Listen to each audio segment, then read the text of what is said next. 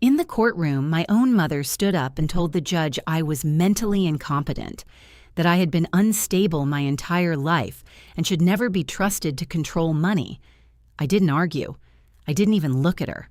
I just sat there inside the King County Courthouse in Seattle, Washington, wearing my grandmother's pearl earrings and waiting. Then the judge leaned forward, studied the attorney beside my mother, and asked one quiet question that changed everything. "Counselor, do you truly have no idea who this woman is?"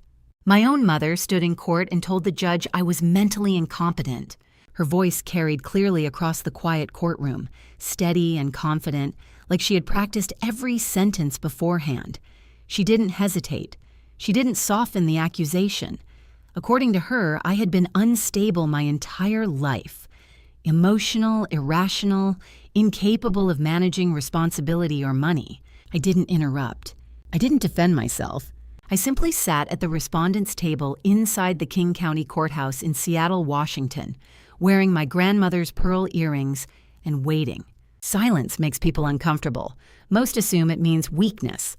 They rarely realize silence can also mean preparation. My name is Naomi Calder, and 3 months ago, my life was ordinary enough to be forgettable.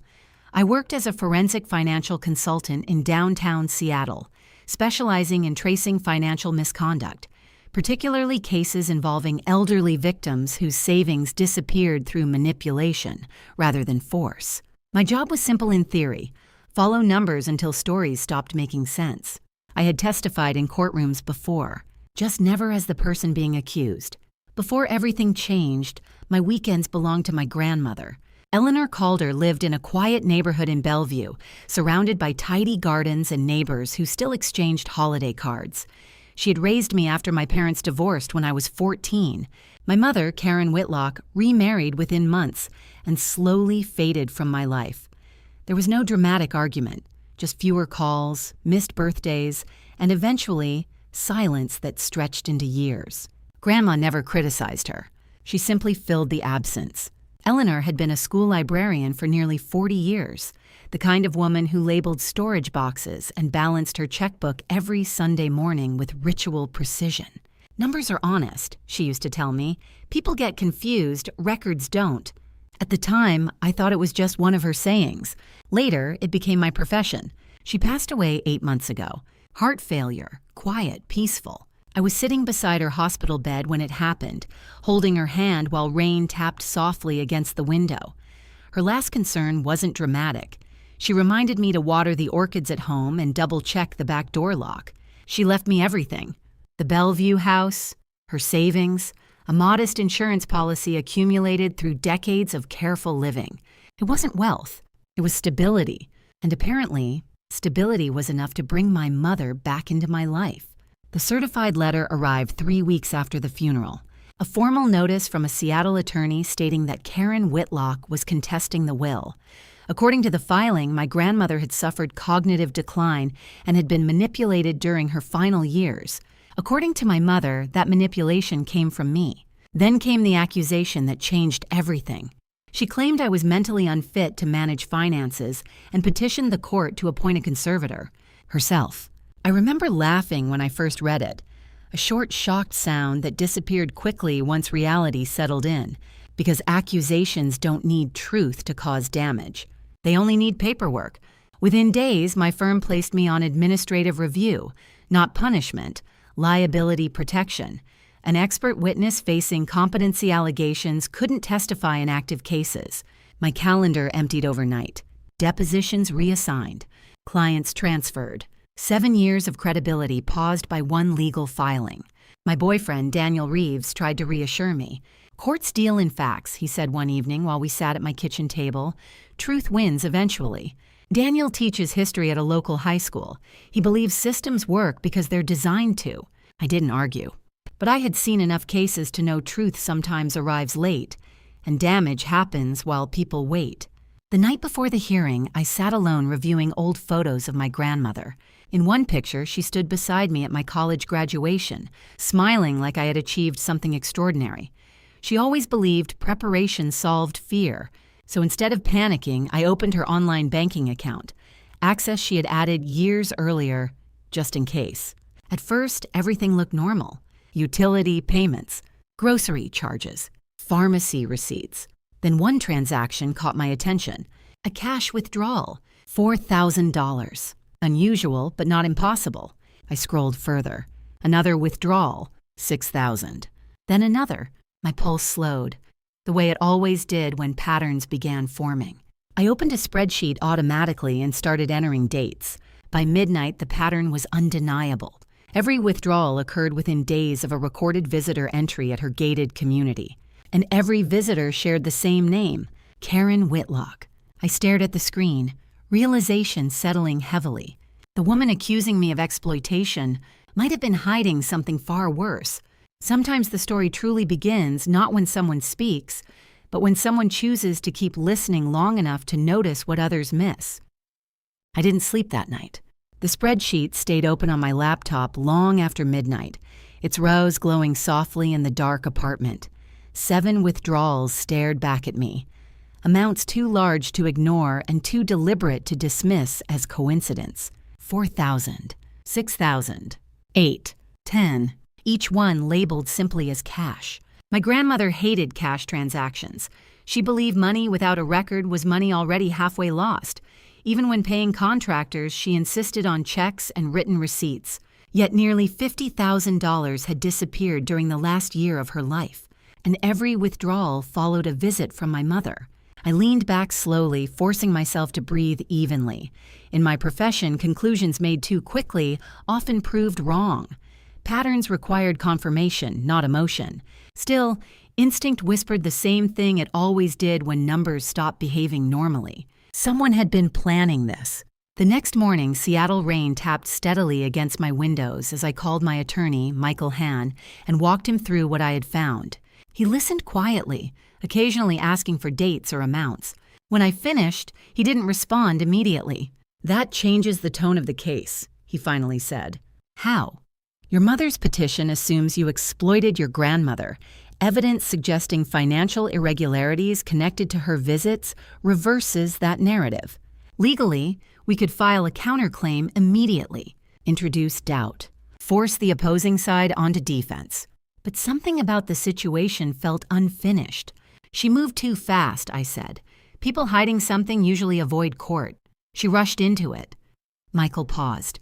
"You think she believes there's nothing left to find?" "Yes." Another silence followed, thoughtful this time. "Then we build quietly," he said. "No surprises until the hearing." That suited me perfectly. Being placed on administrative review meant I suddenly had time, something I hadn't had in years. Without active cases, mornings felt strangely empty. I still woke early, reaching instinctively for emails that no longer arrived.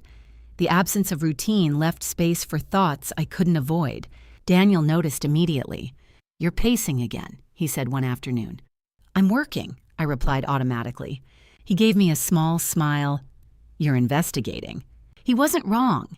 I wasn't defending myself anymore. I was following a trail. That evening, I logged back into my grandmother's accounts and expanded the timeline to 2 full years. Most transactions followed predictable rhythms. Grocery stores every Thursday, pharmacy visits monthly, donations to her church twice a year without fail. Then, 11 months before her death, the pattern shifted. Cash withdrawals began appearing. At first small, then larger. Gradual escalation. The hallmark of someone testing limits. I opened another window containing visitor records from her gated neighborhood. The homeowners association tracked entries automatically. Date after date aligned perfectly. Visit, withdrawal, visit, withdrawal, 7 times. I felt my stomach tighten, not from anger, but recognition. I had seen this structure before in case files. Trusted relatives gaining influence slowly, framing access as help, removing money carefully enough to avoid suspicion. Exploitation rarely looks dramatic. It looks helpful. Michael called again later that night. "They've filed an additional motion," he said. "Emergency request for temporary control of estate funds." That confirmed it. They weren't just contesting the will, they were racing. "If they gain account control," he continued, "access to records becomes complicated," which meant delays, confusion, possibly missing documentation. "They need this resolved quickly," I said quietly. Yes, Michael replied. And urgency usually means pressure somewhere else. Debt, financial trouble, something forcing acceleration. After the call, I sat at the kitchen table staring at a framed photo of my grandmother reading on her porch swing. A memory surfaced suddenly, her laughing while balancing her checkbook years earlier. If anyone ever cheats me, she'd joked, you'll figure it out. At the time, I had laughed too. Now the words felt like instructions. I opened a new spreadsheet labeled Timeline Reconstruction. Every withdrawal entered precisely. Every visit documented. Every detail cross-referenced. The process calmed me instantly. Facts replaced uncertainty. Patterns replaced fear. And as the timeline filled, one realization became impossible to ignore. My mother wasn't trying to prove I was incompetent. She was trying to stop me from looking closely enough to discover what she had already done. And the deeper I looked, the more certain I became. The real case hadn't even started yet. By the third day, the investigation stopped feeling emotional. That was when I knew I was thinking clearly again. Grief had blurred everything at first. The funeral, the legal notice, the sudden suspension from work. But numbers have a way of restoring balance. They don't care about betrayal or family history. They simply wait for someone patient enough to read them correctly. And the more I studied my grandmother's accounts, the clearer the pattern became. This wasn't random spending. It was controlled extraction. Saturday morning, I drove to Bellevue before traffic filled the highways. The sky hung low and gray, typical Pacific Northwest weather that made everything feel quieter than it really was. Her house looked unchanged. The same white shutters. The same flower pots lined carefully along the porch. Wind chimes moved gently in the damp air, producing a soft sound I hadn't realized I missed until that moment.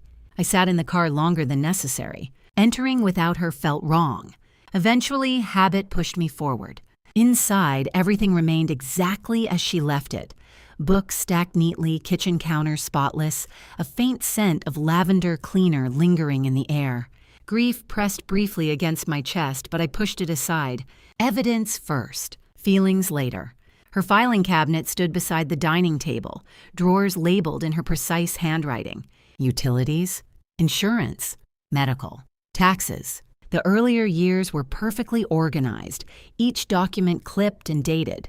But about a year before her death, the system began to change. Loose envelopes, receipts without notes, folders partially empty. At first glance, it looked like aging. The gradual loss of order that comes with declining memory. But I had investigated too many exploitation cases to accept that explanation easily. Disorganization can be natural, or it can be encouraged. I spent nearly 3 hours reviewing paperwork. Most records confirmed what I already knew. Withdrawals without corresponding expenses. No contractor invoices. No medical emergencies. No purchases explaining large amounts of cash leaving the account. Frustration crept in. I needed something tying intent directly to action. That was when I remembered the safe deposit box. She had added my name years earlier after a break-in scare nearby. I had visited once and forgotten about it entirely. An hour later, I sat inside a private viewing room at Puget Sound Federal Credit Union, a metal box open in front of me. Inside were expected items: jewelry, savings bonds, birth certificates, and one unexpected object, a worn leather notebook. My grandmother's handwriting covered the first page, dated 14 months before her death. I sat down slowly and began reading. The first entries sounded hopeful.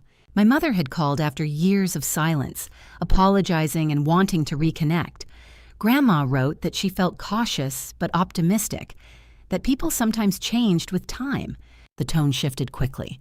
Requests for small loans, stories about financial hardship, frequent visits, each amount carefully recorded beside the date. My breathing slowed as realization formed. She hadn't been casually journaling. She had been documenting. Midway through the notebook, the handwriting grew shakier. One entry described my mother asking her to sign paperwork to help manage bills.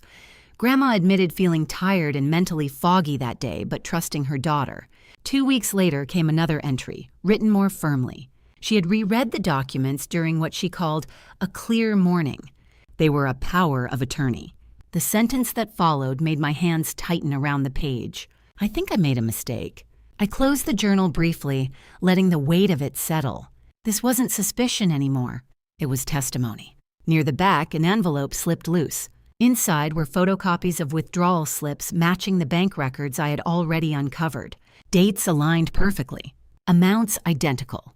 She had known, maybe not immediately, but eventually. And instead of confronting anyone, instead of admitting she had been manipulated, she documented everything carefully, because that was who she was, a librarian, a woman who believed truth belonged on paper. I photographed every page and placed the journal gently back into the box before requesting certified copies. Driving home, rain streaked across the windshield as realization settled deeper. My mother hadn't filed the court petition to win an inheritance. She filed it to discredit the only person capable of understanding these records. If the court believed I was unstable, nothing I discovered would matter. But now I held proof written in my grandmother's own hand. And for the first time since the accusations began, I understood something clearly. The courtroom hearing wasn't where this story would end. It was where it would finally begin. I didn't open the journal again right away after returning home. Instead, I placed it carefully on my kitchen table and walked away, making coffee I didn't really want. Investigations required distance. Emotional reactions blurred details, and details were now the most important thing I had. When I finally sat back down, the apartment felt unusually quiet. Rain tapped against the windows while Seattle traffic hummed faintly below. I opened the notebook again, this time not as a granddaughter searching for comfort, but as a forensic analyst reviewing evidence. The difference mattered.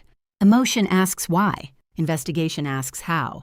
The early entries documented reconciliation, my mother apologizing, bringing groceries, offering help with errands.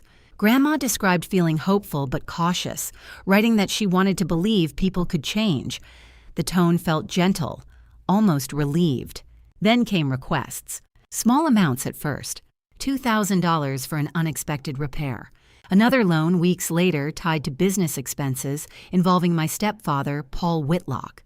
Each time, Grandma recorded the amount carefully, reassuring herself it was temporary. The pattern matched countless cases I had seen professionally. Trust first. Dependence second. Control last. As weeks passed, her tone shifted subtly. Sentences became shorter. Questions appeared in margins. Why does Karen rush me when I read papers? I feel embarrassed asking her to explain again. Those lines hit harder than accusations ever could. Manipulation rarely looks like force. It looks like impatience, convincing someone their confusion is the problem. One entry stopped me completely. December the 3rd. She described signing documents while feeling tired after a medical appointment. My mother had assured her the paperwork would simplify finances and allow assistance if emergencies happened. Grandma admitted she didn't read everything carefully. 2 weeks later, another entry appeared, written clearly, carefully. She had reviewed the papers again during a good day. They granted power of attorney, authority over accounts, legal control. The final sentence pressed deeply into the page. I should have waited for Naomi. My throat tightened. She hadn't hidden this from me out of distrust. She had hidden it out of shame. The following entries became deliberate records. Dates, times, amounts, descriptions of visits. One note mentioned Paul walking through the house while she rested, opening drawers, looking for paperwork. Another described my mother becoming irritated when questioned about missing funds. By then, Grandma understood something was wrong. But reversing legal authority felt overwhelming. Instead, she documented, because documentation was something she could still control. At the back of the journal, a folded letter waited, my name written neatly across the front. My hands trembled slightly as I unfolded it.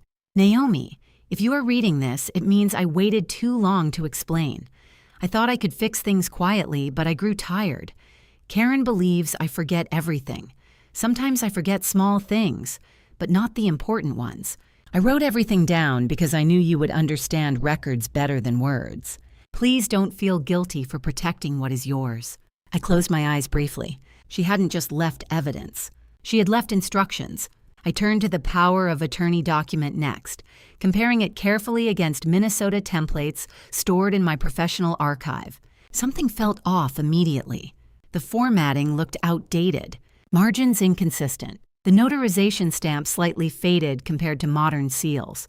I opened the Washington State Notary database and searched the listed name, Daniel Reeves. Status: commission expired 3 years before the document's date. I stared at the screen, pulse steady but cold. An expired notary invalidated the document entirely. Worse, it suggested intentional fraud. I dug deeper into public records connected to Paul Whitlock. Property lines surfaced first, then inactive business filings, debt collection notices, financial pressure everywhere. The timeline aligned perfectly with withdrawal dates. My grandmother's savings hadn't been generosity. They had been survival money. And when survival required more, they escalated. I called Michael immediately. After explaining everything, silence filled the line for several seconds. "This is no longer just a probate dispute," he said finally. "If verified, this crosses into criminal territory." I looked down at the journal again. For weeks, I had felt cornered, defending myself against accusations. Now the roles had reversed. The hearing wasn't simply about proving I was competent. It was about exposing a pattern someone believed had already been buried. And once evidence like this entered a courtroom, it didn't disappear quietly. It changed everything. Once the shock faded, structure took over. I cleared my dining table the next morning and rebuilt the case the way I would for any professional investigation. Emotion had served its purpose. Now precision mattered more than anything else. The journal sat to my left, bank statements to my right, visitor logs open on my laptop. Within an hour, scattered discoveries became a chronological timeline. Every withdrawal aligned with visits, every entry supported by documentation. Patterns no longer suggested wrongdoing. They demonstrated it. The withdrawals followed a clear progression. At first, small amounts framed as temporary help. Then larger sums appeared once resistance disappeared. By the final months, transactions occurred confidently, as if oversight no longer existed. That detail mattered most. Fraud escalates when perpetrators believe control is permanent, which meant my mother and Paul weren't improvising. They were comfortable, and comfort leads to mistakes. Michael arrived later that afternoon carrying a legal pad already filled with notes. He reviewed everything silently, occasionally adjusting pages into tighter alignment. When he finished, he exhaled slowly. "They didn't expect you to investigate," he said. "No," I replied. "They expected me to defend myself." He nodded. The incompetency claim wasn't just about inheritance. If the court doubts your credibility, any evidence you present becomes questionable, which meant the petition itself was part of the strategy. Discredit the only person capable of understanding the records. I felt a quiet, steady anger settle. Not explosive, just focused. They were trying to erase the timeline before anyone read it, I said. Michael tapped the journal gently. "And your grandmother made sure that couldn't happen." Legally, we could have filed everything immediately. Fraud allegations, emergency counterclaims, requests for criminal review before the hearing even began. But something about rushing felt wrong. "They think they're winning," I said. Michael studied me carefully. "You want them committed to their accusations?" "Yes. If they withdrew early, consequences might disappear. My reputation would still carry damage, but accountability might never arrive. I wanted every claim spoken clearly under oath." Michael gave a small, approving nod. "Then we prepare quietly." Preparation became routine. Every morning I verified timestamps again, confirming records through independent sources. I compared signatures, confirmed registry entries, and triple-checked formatting inconsistencies in the power of attorney. Every detail had to survive cross-examination. Meanwhile, opposing counsel grew more aggressive. New filings arrived requesting temporary control over estate accounts. Motions emphasized urgency, suggesting financial risk if assets remained under my authority. Urgency confirmed what we already suspected. They needed access quickly. Pressure somewhere was building. Daniel noticed the change in me before I did. "You're calmer," he said one evening while helping me cook. "I know what happened now," I replied. He watched me for a moment. "You're not trying to prove them wrong anymore." He was right. "I'm documenting," I said, "and documentation removes fear, because fear thrives on uncertainty, and uncertainty was disappearing fast." Midweek, notice arrived scheduling my deposition. Opposing counsel wanted sworn testimony before court, an opportunity to shape their narrative.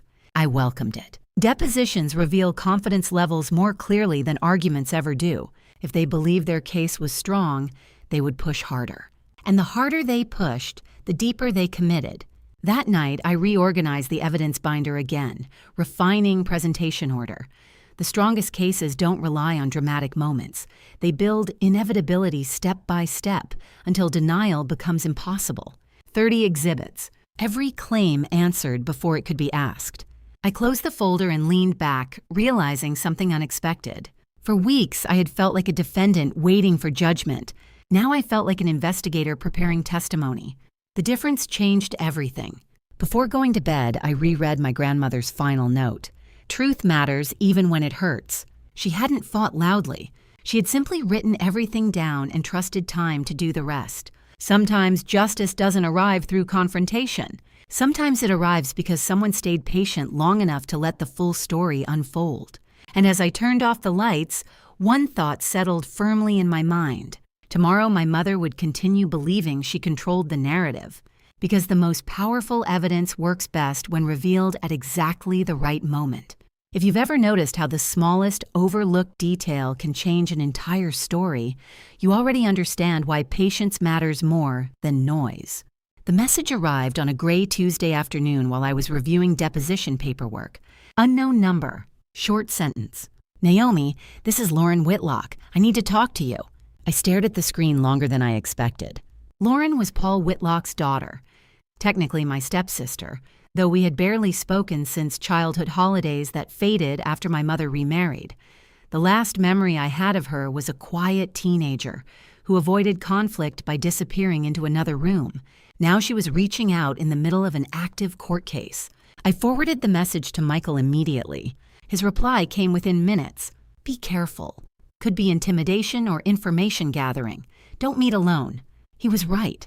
Opposing witnesses rarely contacted the other side voluntarily unless something had changed. Still, something about the message felt different. Not aggressive, not rehearsed, uneasy. We agreed to meet in a crowded cafe near Pioneer Square, midday when privacy was impossible and safety came naturally from noise. I arrived early, choosing a seat near the window where reflections let me watch the entrance.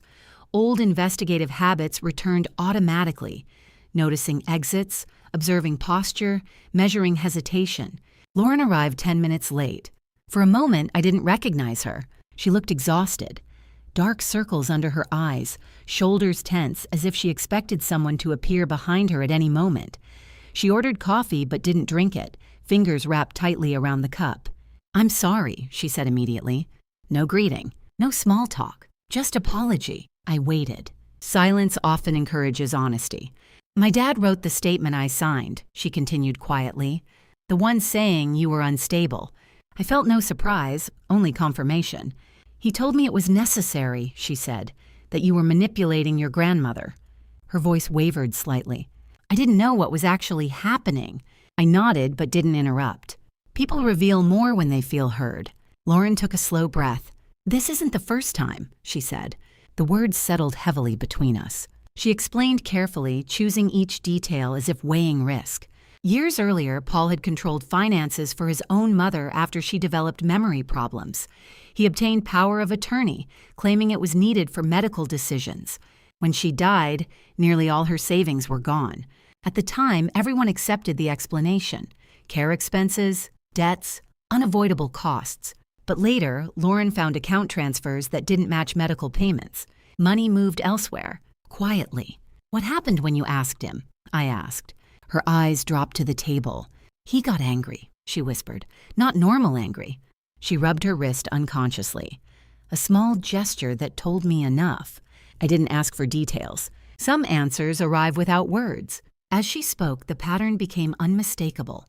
Isolation, legal authority, gradual withdrawals disguised as help. Family members convinced everything was normal until it was too late. My grandmother hadn't been a unique situation. She had been the next opportunity. I think my mom believed him at first, Lauren said softly, but then they needed more money. Financial pressure again. The urgency behind the court filings suddenly made complete sense. They weren't pursuing justice. They were buying time. Why tell me now? I asked. Lauren's eyes filled slightly, though she didn't cry. "Because they think they're about to win," she said.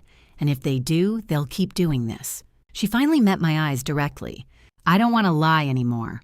We talked for nearly an hour. She confirmed debts, failing investments, and mounting financial problems worsening over the past year. She agreed to provide a written statement describing what she knew, voluntarily. Before leaving, she hesitated. "If I testify, will I get in trouble?" I answered honestly, "I can't promise outcomes, but telling the truth matters." She nodded slowly. "I just want it to stop." Driving home through Seattle traffic, I felt something shift.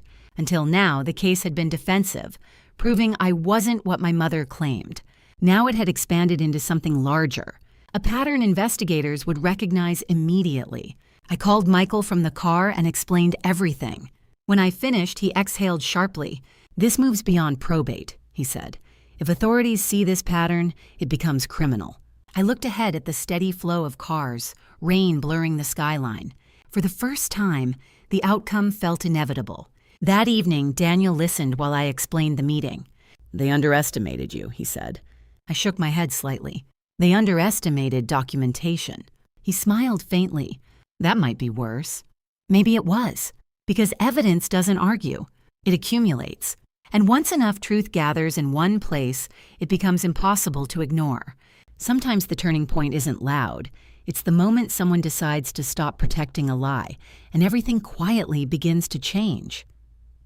The deposition room felt smaller than it actually was. Neutral walls, fluorescent lights humming faintly overhead, a long conference table placed deliberately so everyone sat just close enough to feel pressure without realizing it. I had spent years in rooms like this, analyzing testimony, watching people shift in their chairs when their stories began unraveling. Now I sat on the opposite side. The recorder clicked on. I was sworn in. Across from me, my mother's attorney, Richard Hale, adjusted his tie and offered a polite smile, the kind meant to appear reassuring while quietly setting traps. My mother sat beside him, posture relaxed, hands folded calmly as if the outcome had already been decided. I kept my expression neutral, let them feel comfortable. "Please state your full name for the record," Hale began. "Naomi Elise Calder." "And your occupation?" "I work in finance." His pen paused briefly. "What specifically do you do?" "I analyze financial records. Technically accurate. Strategically incomplete." He nodded, writing something down. Already I could see assumptions forming. Accountant, analyst, not investigator. Good. He shifted quickly into personal history. "You received counseling as a teenager, correct?" "Yes." "That followed emotional distress related to your parents' divorce." "Yes." The phrasing was deliberate, designed to sound clinical and concerning without being openly accusatory. I didn't correct it. Depositions reward patience more than explanation. "Would you describe yourself as emotionally sensitive?" he asked. "Sometimes." "Do you struggle with stress?" "Like most people." Short answers. No elaboration. Across the table, my mother's shoulders relaxed slightly. She believed the narrative was forming exactly as planned. Silence encourages confidence.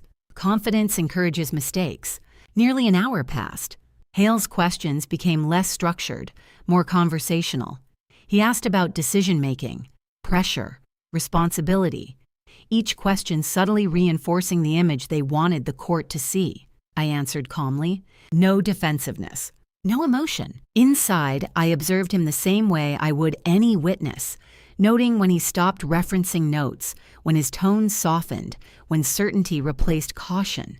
He believed he understood me. That belief mattered more than any single question. When the deposition ended, Hale closed his folder with visible satisfaction. No further questions. Outside the conference room, Michael waited near the elevators. The moment the door closed, he raised an eyebrow. "You gave him almost nothing." "That was the goal," I said. He laughed quietly. "He thinks you're overwhelmed." I nodded. "Perfect." Later that evening, I replayed the deposition mentally while reviewing our evidence file again. Depositions reveal strategy more clearly than court filings. They weren't investigating facts. They were constructing a psychological portrait. If the judge believed I was emotionally fragile, every accusation would appear reasonable, which meant they had underestimated one critical detail. my professional experience, and they were about to commit fully to that mistake. 2 days later, Michael called with an update. They filed another emergency motion, he said, requesting temporary authority over estate funds. I almost smiled. Desperation accelerates poor decisions. They need access quickly, I said. Exactly, he replied. Financial pressure somewhere. The timeline matched everything Lauren had described. Debt deadlines approaching, options disappearing. The hearing wasn't just legal strategy for them. It was survival. Daniel came over that evening carrying groceries instead of takeout. I figured normal might help, he said. We cooked quietly together, the ordinary rhythm grounding after weeks of tension. Snow began falling outside, soft against the windows. You're different, he said eventually. How? You're not worried anymore. I considered that. He was right. Fear had faded somewhere between spreadsheets and sworn testimony. I know what happened, I said. Now it's just a matter of letting everyone else see it. He nodded slowly. They walked into your world. I smiled faintly. Yes. Before bed, I reviewed the evidence binder one more time. 30 exhibits. Every claim supported. Every timeline verified. Nothing dramatic. Just truth arranged carefully enough that denial would collapse under its own weight. I closed the folder and turned off the light. For weeks, my mother believed she controlled the story. Soon she would learn something important. Stories change the moment facts are spoken under oath. The night before the hearing arrived quietly. No dramatic realization. No sudden fear. Just a strange stillness that settled over everything, like the city itself was holding its breath. Seattle rain traced slow lines down my apartment windows while I reviewed the evidence one final time. The binder lay open across my kitchen table, each tab labeled neatly. Bank records, visitor logs, journal entries, notarization verification, Lauren's sworn statement. 30 exhibits, months of truth compressed into paper. Preparation has a calming effect. Once every detail is accounted for, uncertainty loses its power. Still, I couldn't sit still. Around 8 that evening, I grabbed my coat and drove to Bellevue. My grandmother's house looked exactly the same. The porch light flicked on automatically as I pulled into the driveway, illuminating the familiar flower pots she had arranged years ago. Wind chimes moved gently in the damp air, their soft sound carrying across the quiet street. For a moment, I stayed in the car. Entering without her still felt wrong. Eventually, habit won. Inside, everything remained untouched. Books aligned carefully, kitchen counters spotless, a faint scent of lavender lingering in the air. The silence felt heavier here than anywhere else. I walked slowly into the living room and sat in her favorite chair. I found it, I whispered quietly. The words surprised me. I hadn't planned to say them aloud, but somehow speaking them made the weight of the past weeks feel lighter. I opened the journal again, turning carefully to the final entry. Her handwriting was slightly uneven, but unmistakably determined. Paper trails don't argue, they wait. I ran my fingers lightly across the page. She hadn't fought loudly. She hadn't accused anyone. She simply documented truth and trusted that someone, eventually, would understand. That someone had become me. I closed the book gently and placed it back inside my bag. Tomorrow, her voice would finally be heard. Back at my apartment, Michael had sent a final email confirming hearing logistics. Evidence copies prepared, presentation order finalized. Nothing left to adjust. His last sentence stood alone at the bottom of the message. Let them speak first. That was always the strategy. Confidence encourages commitment. And once accusations are spoken under oath, they can't be taken back. Daniel arrived around 9 carrying tea and a paper bag of pastries. You ready? He asked. As ready as paperwork allows. He smiled faintly and sat beside me. I always imagined courtrooms being loud, he admitted. Arguments, shouting. They're usually quiet, I said. The louder someone gets, the weaker their position tends to be. He nodded thoughtfully. After a moment, he asked, Are you nervous? I considered honestly. No, I said, I'm curious. About what? How long it will take before they realize what's happening. Daniel laughed softly, then grew serious. I'm proud of you, he said. The words grounded me more than preparation ever could. Later, I laid out my clothes carefully. Navy blazer, plain blouse. Nothing memorable. Courtrooms reward professionalism, not performance. I placed my grandmother's pearl earrings beside my watch. Wearing them wasn't symbolic to anyone else, but to me they felt like carrying her steady presence into the room. Before sleeping, I reviewed the timeline once more in my mind. Visit, withdrawal, journal entry, forgery, pattern. Everything aligned. There was no uncertainty left, only timing. Sleep came slowly but without fear. Memories surfaced gently. Mornings at her kitchen table, the sound of calculator buttons clicking, sunlight falling across stacks of library books. She had always believed preparation removed panic. Now I understood why. Around midnight, my phone buzzed with a message from Michael. Tomorrow we let the evidence do the work. I smiled slightly before setting the phone aside. That was the part people misunderstand about justice. It rarely arrives through dramatic confrontation. It arrives through patience. Morning came cold and clear. The King County Courthouse rose against the pale sky as I arrived early, the glass exterior reflecting the city waking around it. Inside, attorneys moved through hallways reviewing notes while security lines advanced slowly. Familiar, almost routine. Michael met me near the courtroom doors, briefcase already in hand. "They're here," he said quietly. I followed his gaze. My mother stood at the far end of the hallway, speaking confidently with Richard Hale. Paul leaned against the wall beside them, arms crossed, relaxed. They looked certain. For a brief moment, my mother glanced toward me. Our eyes met. She didn't look angry. She looked assured, like someone moments away from winning. The bailiff opened the doors. "All parties may enter." I took a steady breath and stepped inside. The waiting was over. Now truth only needed time. Courtroom 412 felt smaller once everyone settled into their seats. The quiet carried weight. The kind that exists just before something irreversible happens. Papers shifted softly. The clerk adjusted her keyboard. Somewhere behind me, a chair scraped lightly as observers took places along the back wall, unaware they were about to witness more than a routine probate hearing. I sat beside Michael at the respondent's table, hands folded calmly over a blank legal pad. Across the aisle, my mother looked confident.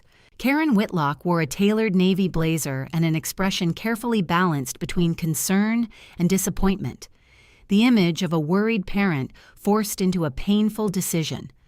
Paul sat beside her, arms crossed, posture relaxed, as if the outcome had already been decided. They looked prepared. They just weren't prepared for the truth. All rise. Judge Helen Markham entered and took her seat, scanning the case file briefly before looking up. Her gaze paused on me. Recognition flickered, subtle but unmistakable. I had testified in her courtroom before, explaining financial timelines in unrelated fraud cases. She said nothing, but the slight narrowing of her eyes told me she remembered.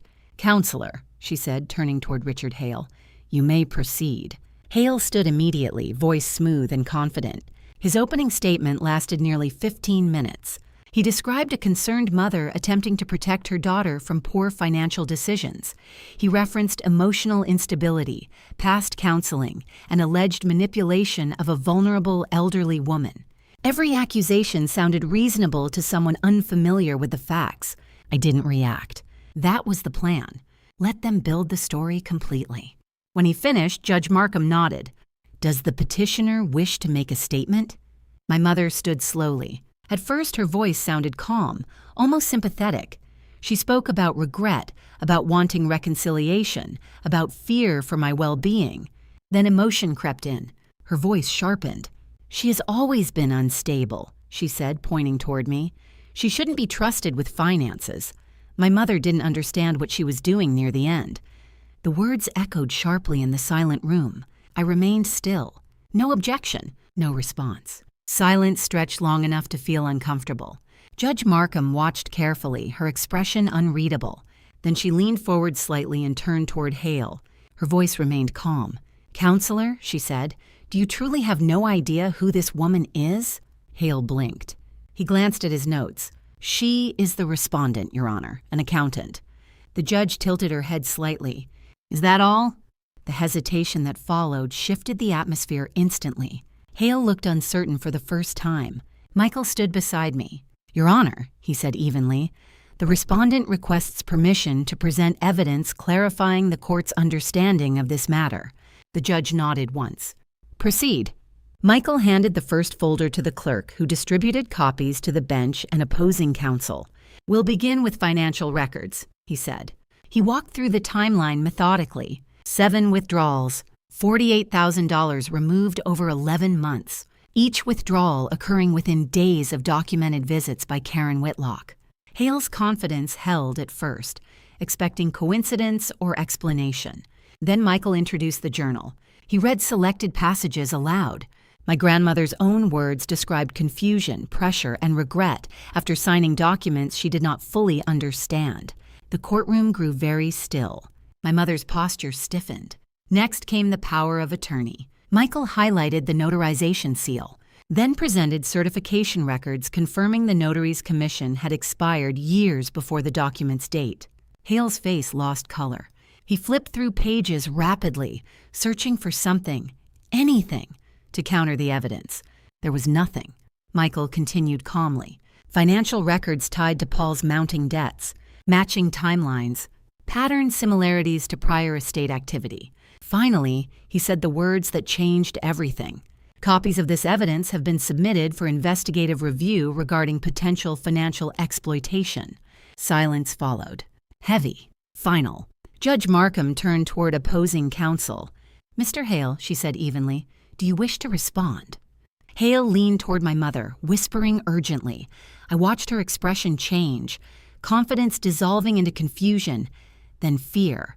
For the first time since this began, she truly looked at me, and realization arrived.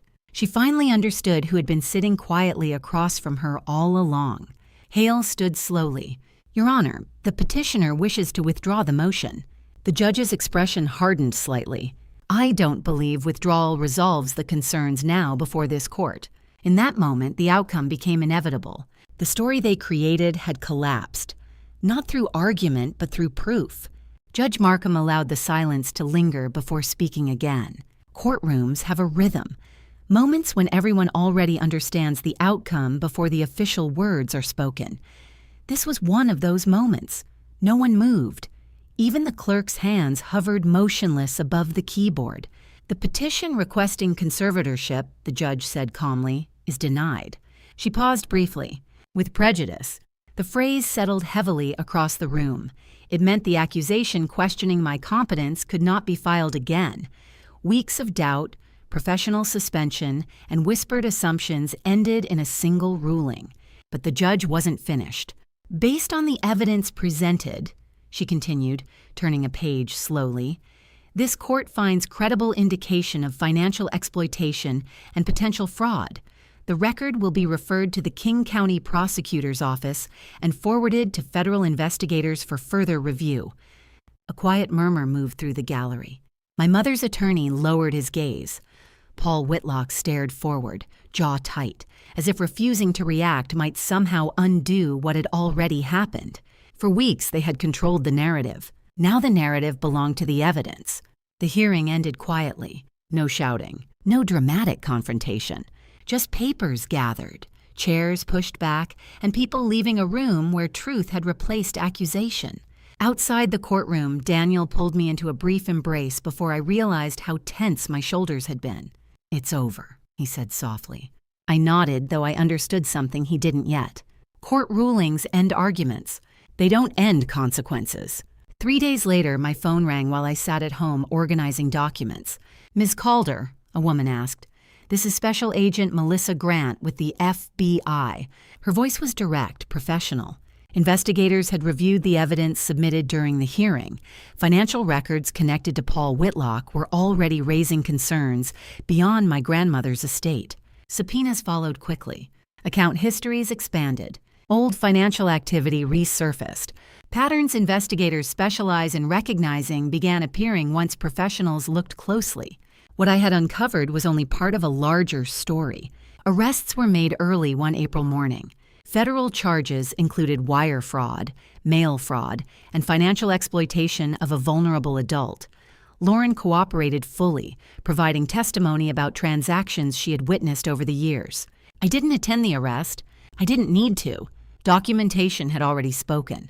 The trial lasted 2 weeks. I testified once, explaining timelines exactly as I would in any professional case: calm, precise, unemotional. The verdict came quickly. Paul Whitlock received 6.5 years in federal prison. My mother was sentenced to 5. Restitution was ordered for every dollar taken from my grandmother's accounts. When I heard the sentences, I expected relief. Instead, I felt something quieter: balance. My firm reinstated me the following week. My supervisor apologized for the administrative leave, though I never blamed him. Institutions protect credibility first, something I understood better than most. My first case back involved an elderly man whose niece had quietly drained his retirement savings. We recovered every cent. When he thanked me, voice shaking, I thought about my grandmother, about the journal she left behind, about how carefully she had written everything down so truth wouldn't disappear with her. I kept the house in Bellevue. On weekends, Daniel and I sit on the porch where she used to balance her checkbook every Sunday morning. The wind chimes still sound the same. The neighborhood remains peaceful. Her journal rests on a shelf now. No longer evidence, just memory preserved in ink. Daniel proposed that autumn beside the waterfront where we had our first date. I said yes before he finished asking. Life moved forward quietly. People often imagine justice as loud. It isn't. Real justice is patient, methodical, built slowly through details most people overlook. My mother believed silence meant weakness. She believed patience meant surrender. What she never understood was that I had been raised by a woman who trusted records, a woman who believed truth didn't need to shout. It only needed time. And sometimes the stories that stay with us longest are the ones we follow all the way to the end, because patience reveals what noise never can.